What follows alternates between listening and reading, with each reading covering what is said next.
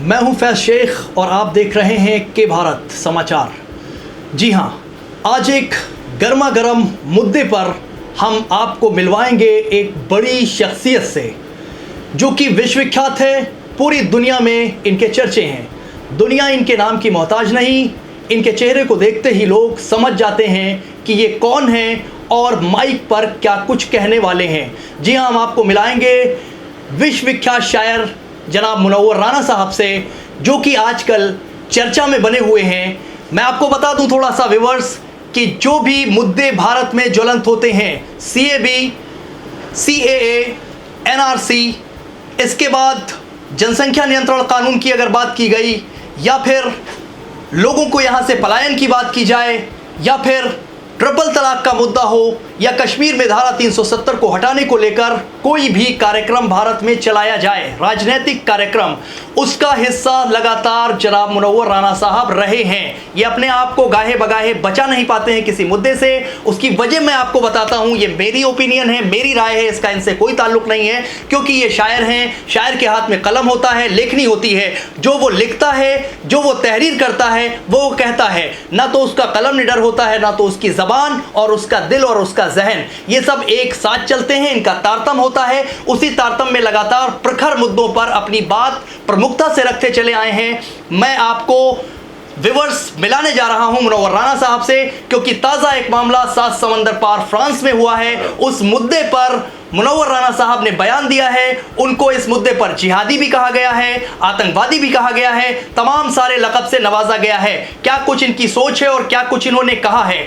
जो इन्होंने कहा है वो जायज़ था, या जो इन्होंने कहा है वो गलत था, या जो इन्होंने कहा वो जायज़ था, इनके साथ जो किया जा रहा है वो सौतेला व्यवहार है? इन सारे मुद्दों पर मेरी कोई राय नहीं होगी। राय खुद जनाब मुनव्वर राना साहब की होगी। मुनव्वर राना साहब, आपका स्वागत है बहुत बहुत के भारत समाचार में। मैंने जो भी भूमिका बनाई, जो भी सवालात करने थे, उन सब की भूमिका बना दी। गालिबन सब कुछ आपके जहन में आ गया होगा। बात फ्रांस की है, सिर्फ और सिर्फ फ्रांस पर हम लोग चर्चा करने जा रहे हैं। फ्रांस में प्रॉफेट मोहम्मद का तस्वीर शाया होता है। उस कार्टूनिस्ट ने बनाया, यकीनन वो गलत था, निंदनीय था। कोई उसका सपोर्ट समर्थन नहीं कर सकता है। मानववादी चेहरा कोई भी उसका समर्थन नहीं करेगा। उस शिक्षक ने जो कुछ किया, क्लासरूम के अंदर तस्वीर बनाई, वो भी गलत थी, निंदनीय थी। और उसके बाद जिसने मर्डर किया वो भी कतान निंदनीय है। इस्लाम में भी इसकी कोई जगह नहीं है। आपका एक बयान इतना विवादित कैसे हो गया? माफ़ कीजिएगा, जो आपने भी बयान किया, यही छोटी सी बात तो मैंने भी कही थी।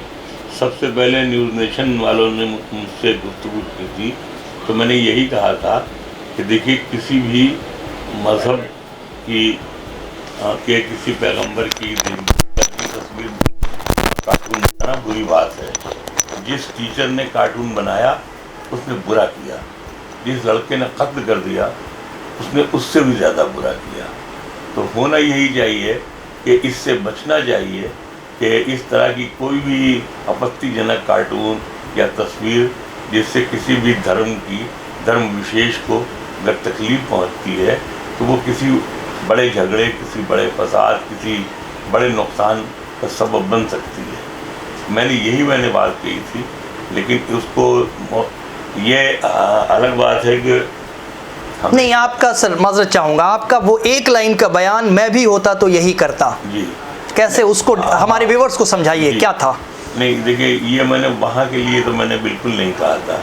मैंने यही कहा कि जैसे हमारे मुल्क में एक फ्रेज, एक जुमला चल रहा है, टुकड़े टुकड़े गैंग, भारत तेरे टुकड़े होंगे।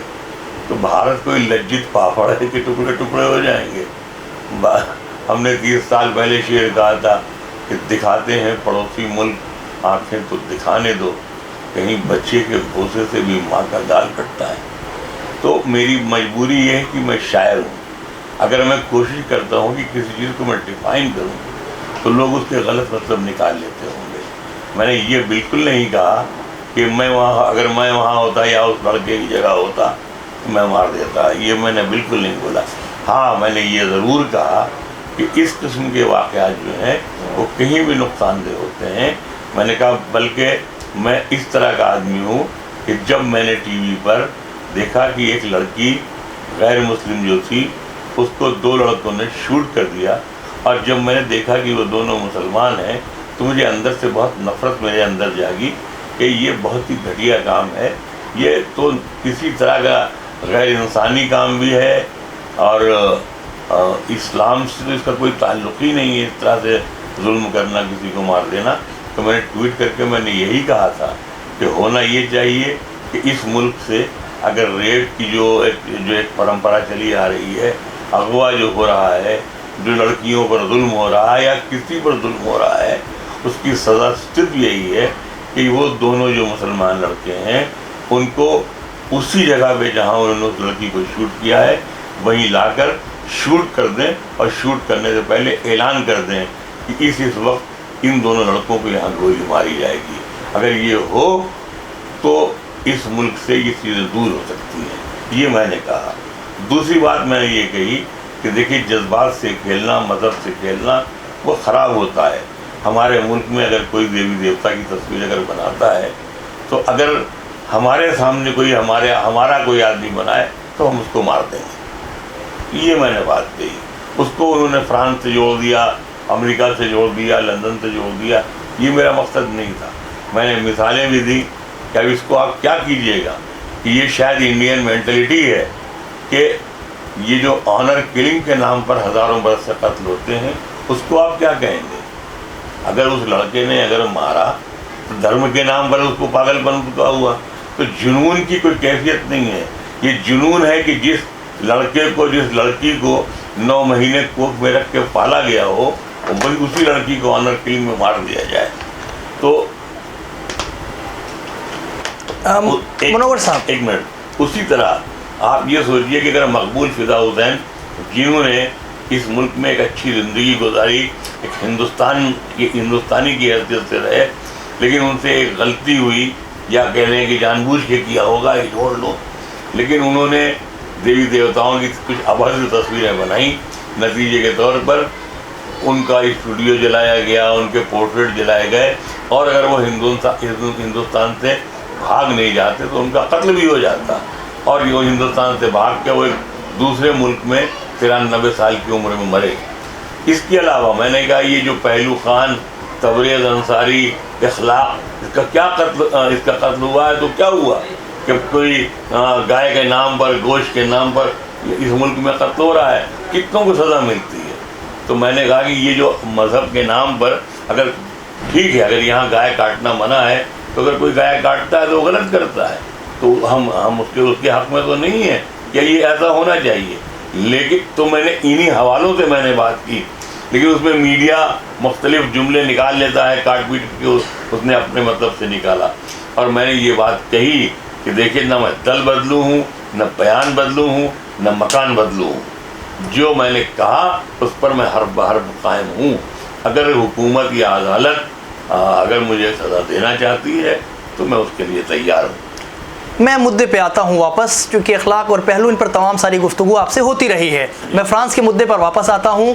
इस मुद्दे पर लगातार आप पर जो प्रहार हो रहे हैं उसमें कुछ शब्द कहे गए जैसे जिहादी और इस तरीके की जो भाषाओं का प्रयोग हुआ है, आप उससे आहत हुए और आपने खुलकर कैसे हमारे दर्शकों को समझाएं, क्या कुछ आप मतलब इस टाइम कैसे इसको आप सुन रहे हैं, क्या कुछ है आपके जहन में, ये कौन सी भाषा है, इसका इस्तेमाल सही हो रहा है? और मुझे तकलीफ़ यही होती है कि 69 साल की उम्र में, और आप ये समझें कि हमारा पूरा ख़ानदान जिस तरह का था या है, हिंदुस्तान के में रहता है और वफ़ादार रहा, और उसको छोड़ दीजिए, सिर्फ वो मेरी बात कीजिए।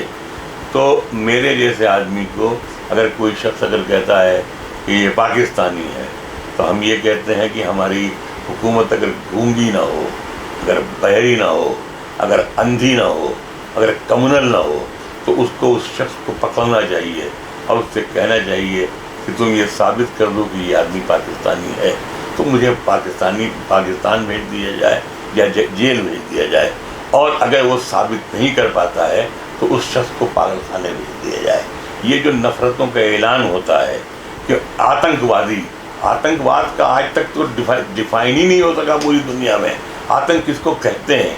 आप अगर मैंने कोई एक अब शब्द कोई जुमला बोल दिया तो मैं आतंकवादी, जो गोडसे को जायज़ करार दे रही है, जो महात्मा गांधी को, बापू को, हिंदुस्तान के पिता जिनको कहा जाता है, उसको जो औरत उसके मारने वाले को सपोर्ट करती है, उसको संसद भवन में सलामी दी जाती है, ये शर्म की बात है।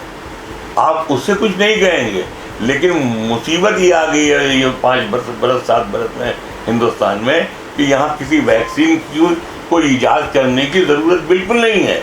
यहाँ ज़रूरत इस बात की है कि कोई ऐसा टेप ईजाद करें जिससे मुसलमानों की होड़ बंद हो जाए, वो बोलने के लायक न रहें। वो कुछ भी बोलेंगे वो हुकूमत को बुरा लगेगा, हुकूमत के जो चाटुकार हैं उनको बुरा लगेगा। ये जो IT सेल जिसका मैंने नाम रखा है इंडियन टेररिस्ट सेल, इनको बुरा लगेगा। ये जितने ये गुंडा गैंग है जिनको जो लोगों को घेर के मारते हैं उनको बुरा लगेगा। तो इसको क्या किया जा सकता है? आप मुसलमानों के होंठ सिलवा दीजिए, होंठ कटवा दीजिए, ज़ुबान कटवा दीजिए, ताकि वो कुछ बोल ना पाए। आप जो करें और वो सब जायज़ हो। अगर हम सही बात भी बोलें तो वो बुरा लगे। आप अगर पाकिस्तान में फ्रांस में हादसा हुआ, हंगामा इतना हो रहा है, अगर आप आतंकवाद इसी को कहते हैं, तो जब फ्रांस ने अमेरिका के साथ मिलकर इराक़ और अफ़गानिस्तान के मुल्कों के अस्पतालों पर बमबारी की, मरीज़ों को मारा, जब स्कूलों पर बमबारी की, बच्चों को मारा, जब मस्जिदों पर बमबारी की, इबादत करने वालों को मारा, तो क्या ये आतंक नहीं है? इसको आप आतंक नहीं कहेंगे? जब आप अफ़गानिस्तान में बच्चों को मार रहे थे, अगर जब तब तो वो आतंक नहीं था, लेकिन जब ओसामा बिन लादेन ने किया या नहीं किया इसकी कोई गारंटी नहीं है। ये बहुत बड़ी मुसलमानों के ख़िलाफ़ साजिश थी। उसने मालूम हुआ कि अगर कोई एक छोटा सा जहाज़ लगा दिया और किस प्लान से पूरी बिल्डिंग गिरा दी गई, वर्ल्ड टावर, तो उसमें मालूम हुआ कि पूरी दुनिया के मुसलमान इस्लामी आतंकवाद, व्हाट इज़ इस्लामिक आतंकवाद?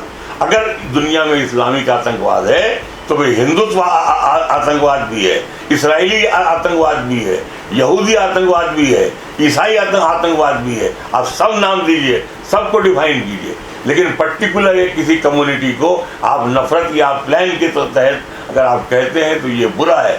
मैंने जो बात कही थी, आखिर में प्रेसिडेंट ऑफ फ्रांस को भी कहना पड़ा कि कत्ल करना बहुत बुरा था, लेकिन कार्टून बनाना भी बुरा है। दुनिया के अगर 56 मुल्क अगर एहतजाज कर रहे हैं किसी बात पर, तो इसका मतलब है कि हमने कोई गलत बात नहीं कही।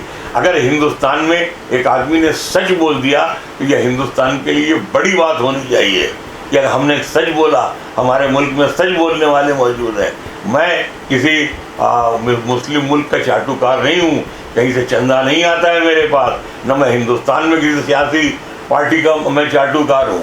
मैं एक शायर हूँ, मेरा कलम सच बोलता है। मैं 69 साल से जो लिखता हूँ, मेरी शायरी में मोहब्बत है, ममता है, मुल्क है, यही सब कुछ है।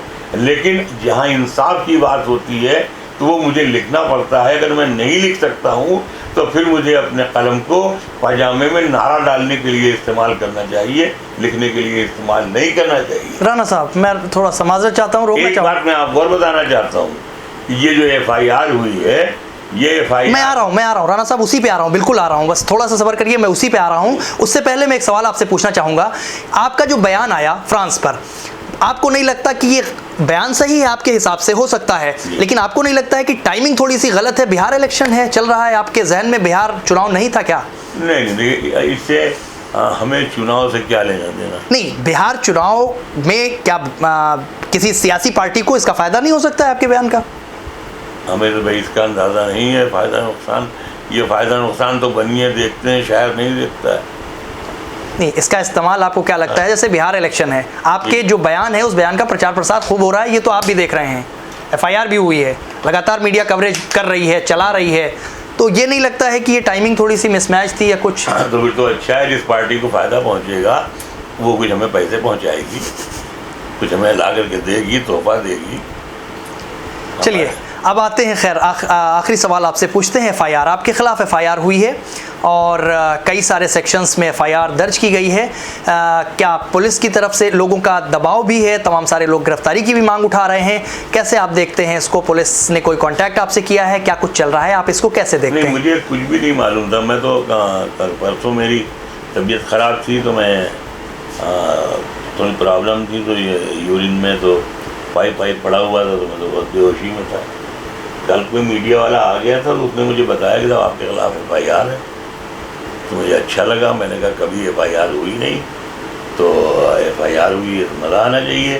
क्योंकि इस मुल्क में अगर मुख्यमंत्री पे FIR होती हैं तो वो फ़ौरन पहुंचता है हाई कोर्ट, कहता है हाई मुख्यमंत्री मेरी FIR ख़त्म कर दो, जितने मैंने बुरे काम किए तो काट दो, मैंने कोई बुरा काम नहीं किया। लेकिन अगर एक शायर अगर सच बोल दे तो उसके लिए FIR भी होगी, अदालत भी होगी, जेल भी होगी, और अगर ये सब है तो मैं इसके लिए तैयार हूँ। और मैंने ये कह दिया कि मैं ज़मानत लेने नहीं जाऊँगा, मुझे ले जाकर वो जेल में बंद कर दें।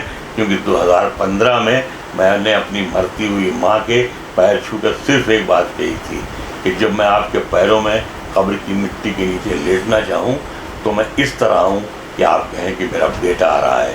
मैं सच बोलता हुआ हूँ, मैं ईमानदारी की बात करता हुआ हूँ, मैं इस मुल्क या इस कौम या इंसानियत के लिए बोलता हुआ हूँ। तो मुझे इससे किसी से डर नहीं लगता है, और मैं घर के बीमार बिस्तर पे मरना भी नहीं चाहता।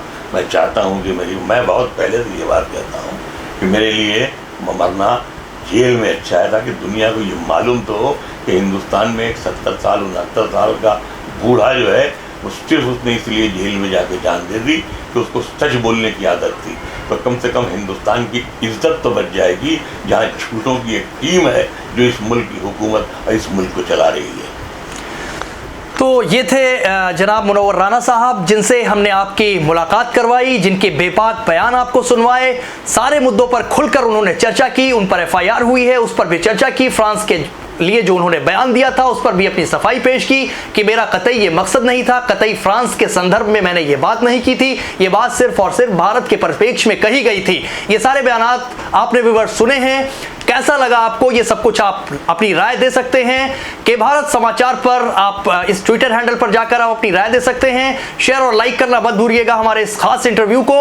और जाने से पहले, इजाजत लेने से पहले मैं आपको बता दूं कि मुनव्वर राना साहब शदीद बीमार हैं। हमारे व्यूअर्स देख सकते हैं कि पेशाब की थैली, नलकी भी पड़ी हुई है इनको। मैं अपने कैमरामैन से कहूंगा कि दिखाएं।